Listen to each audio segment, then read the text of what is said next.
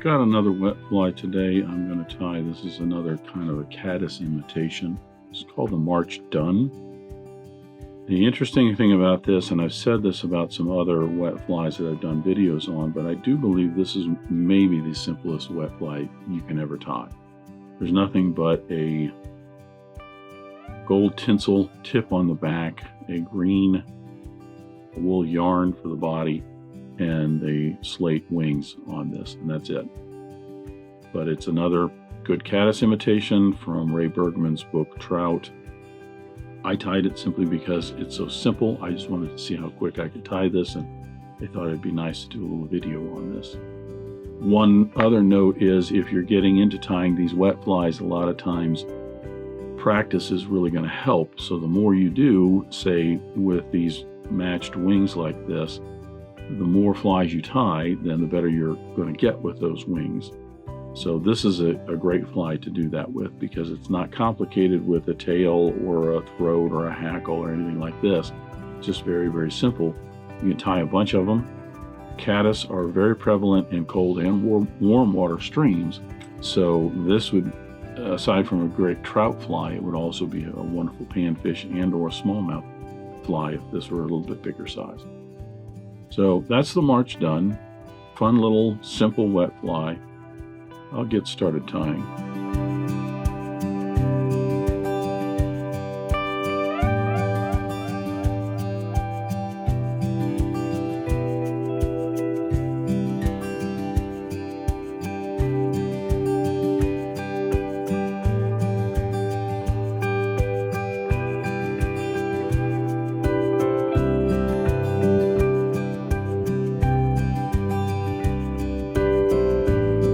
Begin the March done by placing my hook in the vise. This is a 33.99 and a size 6.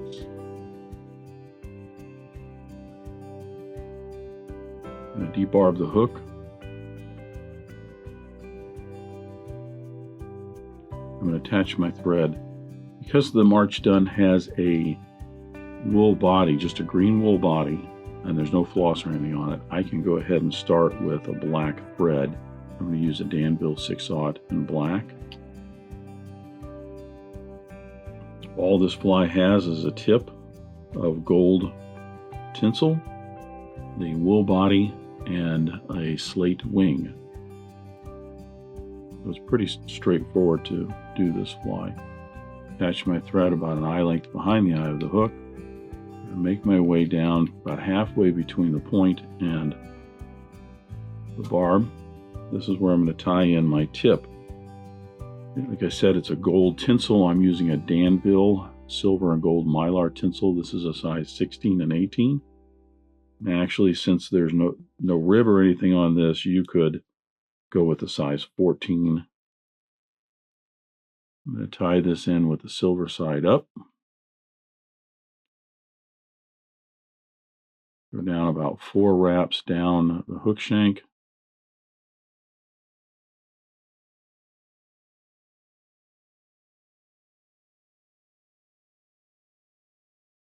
Turning the hook over, I'll then apply the gold tinsel, probably about 6 wraps, 3, 4, 5, 6 to complete it, and then back up.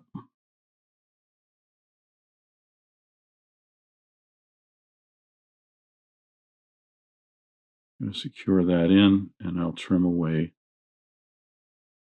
the excess tinsel.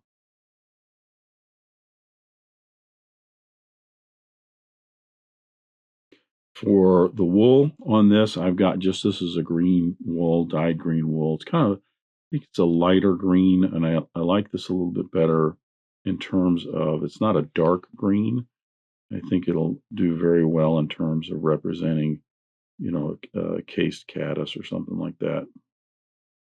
Now this has 4 strands to it, and I could use all 4.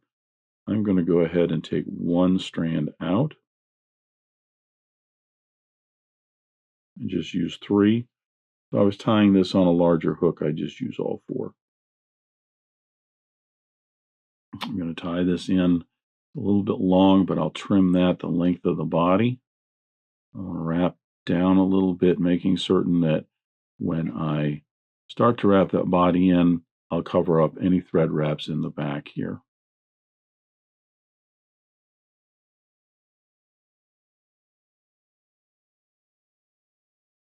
Trim that the length of the body.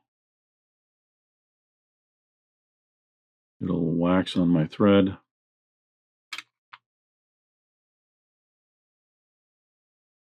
Bring my thread up to about an eye length, maybe a little bit closer to the eye of the hook. I want to leave room to tie in this yarn. Thought that was going to be a little bit long. But since all I have is a wing, I don't have to leave as much room because I don't have a throat or a hackle or anything. But when I trimmed that was going to be a little bit long.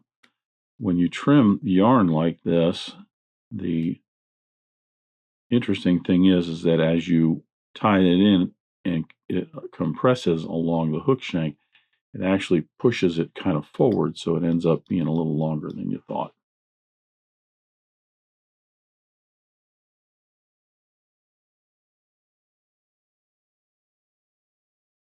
I'm going to give this a counter wrap just a little bit.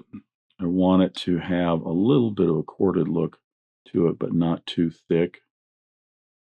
As that wraps in, kind of gives it a little bit of a look of a segmentation.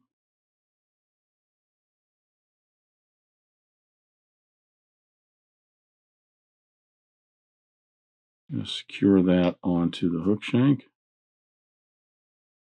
and trim away the excess. Make certain you're trimming this real nice and close. There you go. I'm going to smooth this area out for our wing.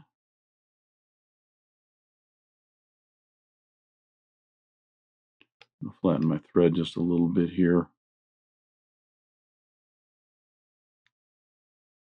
just to help kind of smooth that down a little bit.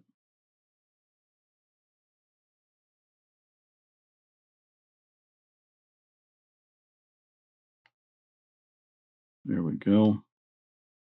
Get that right back where our wing's going to go in. The wing is just slate. You can use a duck or whatever you want. This is a goose quill that I'm going to use for this because it's a little bit larger fly. Going to cut out my left slip and then cut my right slip. These are about anywhere from half to maybe 3/4 the width of the shank or the gap of the hook. I'm going to peel out the first one, and then I can bring my other one, which I've cut out, and I can match the tips up, pinch that, and peel it right off. So they're all matched up. I'll get the tips evened up, like that. Place it on top of the hook shank. Oh, I think I have, yep. That one side's a little bit wider than the other, so I'm going to peel out a couple of barbs there.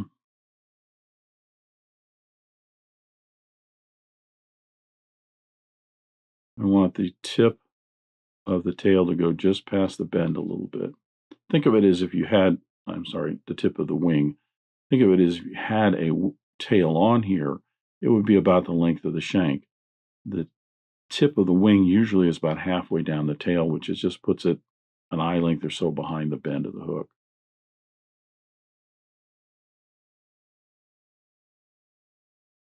You get a pinch wrap in there.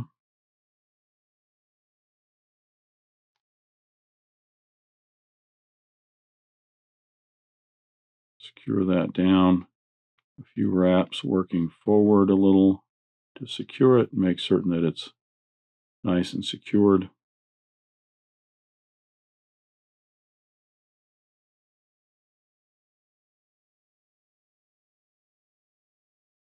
Trim away the excess.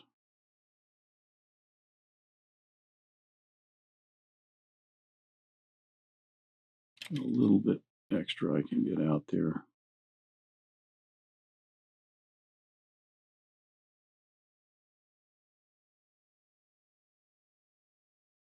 Bring my thread down to the eye of the hook and start working backwards to taper the head down to the eye of the hook while securing any butt ends, cut ends, I should say, of that material. Back to the back of the head.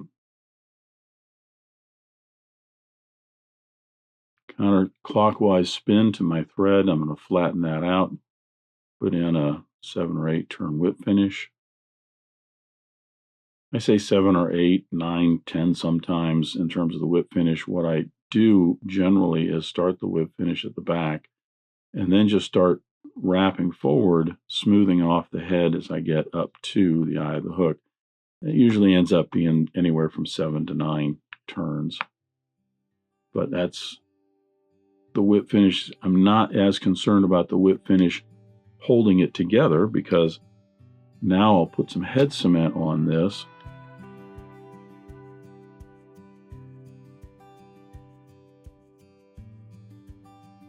And in a moment, I'll put a couple of coats of black lacquer on that, and that will complete the march done.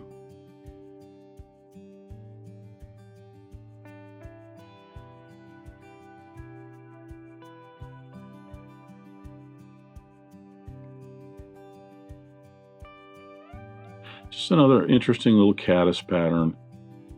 I have been doing a bunch of little caddis patterns lately, and a very, very basic, simple wet fly. I mean, there's nothing to this. I imagine may not be in keeping with the traditional March Done fly in Ray Bergman's book, but I imagine you could throw a rib on there to help reinforce that a little bit so that it would last a little bit longer. That is the March Done. Thanks for watching today. Thanks for joining me at Devise today. I hope you learned at least a new pattern, if not a new technique, maybe a tip or trick here and there. If you have any questions about this fly or any of the techniques used in constructing this pattern, please leave them in the comments section down below. If you go to the trouble to ask a question, I'll go to the trouble to answer it. If you'd like to help dressed irons, please share this video with your friends and anybody you think that might enjoy this pattern. Until next time, remember, it's fly tying. If you're not having fun, then you're doing it wrong.